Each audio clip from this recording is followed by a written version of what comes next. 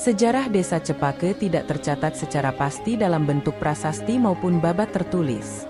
Namun, kisah tentang asal-usul desa ini tetap hidup dan terjaga melalui penuturan para tetua yang diwariskan dari satu generasi ke generasi berikutnya.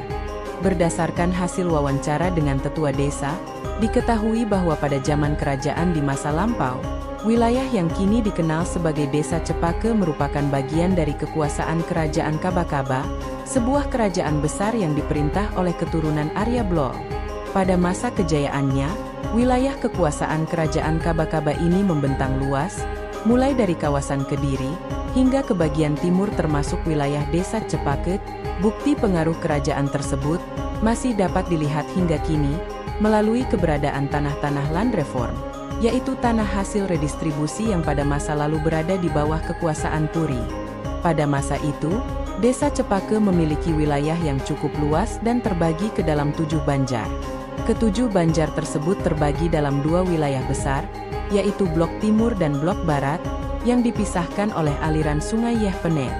Blok Timur meliputi Banjar Cepake, Banjar Lalang Pasek, dan Banjar Batanduren, sedangkan Blok Barat terdiri atas Banjar Tegal Kepuh, Banjar Dangin Uma, Banjar Dangin Pangkung, dan Banjar Gamongan.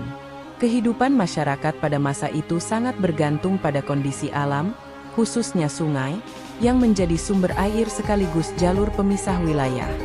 Seiring berjalannya waktu, kepemimpinan desa mengalami beberapa pergantian, hingga akhirnya Desa Cepake dipimpin oleh Iwayan Rapet dari Banjar Batanduren.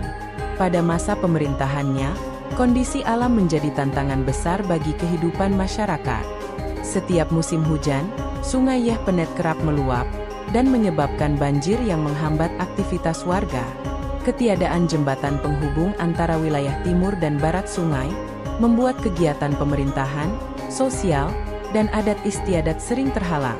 Situasi ini berlangsung cukup lama dan menimbulkan kesulitan bagi masyarakat, khususnya penduduk yang tinggal di wilayah sebelah barat sungai.